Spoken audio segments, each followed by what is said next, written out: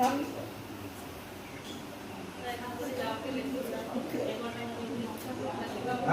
এবার তুমি প্রথম তল থেকে আসো মিঠুন ভাই, তাড়াতাড়ি আসো।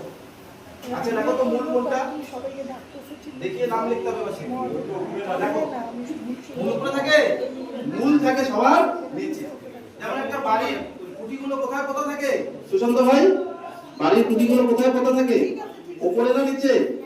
নিচে। কেন? যাতে ঘরটা শক্তভাবে দাঁড়িয়ে থাকতে পারে। ঠিক গাছের মূলটাও একই বিষয়। আচ্ছা ও কি ঠিক লিখেছে? সবাই বলবো একসাথে, একই না?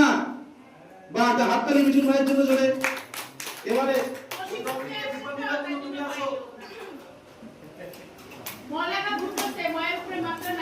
এই তো কোনটা মাত্রা যুক্ত কোনটা মাত্রাহীন শিখতে হবে কিন্তু বাংলা ক্লাসে জোর দিবে তুমি। এবার তুমি লেখো তো, বলো তো ফল কোনটা? ফলটা দেখো।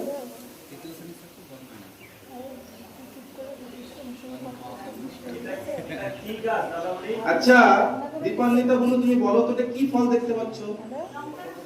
তাহলে ও যে গাছে লঙ্কা হয় সেই গাছটাকে কি গাছ বলবে? তরমুজ গাছ? কি বলবে? পেঁপে গাছ? ওই পেঁপে তো দেখতে পাচ্ছ কেউ? লঙ্কা গাছ। তাহলে যে গাছে লঙ্কা হয় সে গাছে কি গাছ বলে? লঙ্কা গাছ। বাহ। চন্দন ভাই তুমি একটু আসো তো, আসো তাড়াতাড়ি। তাই তাহলে বাংলা ক্লাসগুলো কে নিচ্ছে? সে কিন্তু ঠিকঠাক ছাত্রদের দেখছে না, দেখবেন ভালো মতো করে।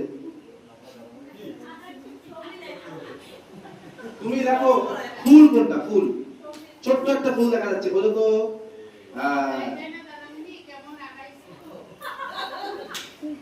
আচ্ছা এবার শেষ দল থেকে মনোরঞ্জন ভাই তুমি চলে আসো। আচ্ছা বাহ, তুমি তো বাংলা সম্পর্কে ভালোই জানো। কোন শ্রেণী? চতুর্থ শ্রেণীতে, ভালোই জ্ঞান আহরণ করেছো। আচ্ছা তুমি দেখো কাণ্ড কোনটা? সমগ্র কাণ্ড অংশটাকে দেখাবে একবারে দাগ দিয়ে সম্পূর্ণ দেখাতে পারো, এরকম করে শুরু শেষ এখানে দেখানো হবে। কাণ্ডের মধ্যে কি ফুল হয়? আচ্ছা কাণ্ড থেকে বের হয় শাখা, সেই শাখাতে কি হয়? ফুল হয়, ফুল থেকেই ফল হয়। আমরা যদি বাড়ি থেকে লঙ্কা যখন খেতে দেয় না আমাদের, লঙ্কা যদি ভাঙি, লঙ্কার ভিতর থেকে কি বের হয়? বীজ বের হয়। এই বীজটাকে মাটিতে পুঁতে দিলে ওখান থেকে আরেকটা কি বেরোবে? লঙ্কা গাছ বেরোবে। এভাবে একটা গাছ থেকে, হ্যাঁ মরিচ বলে, ইংরেজিতে কি বলে বলো তো তুমি চন্দন ভাই?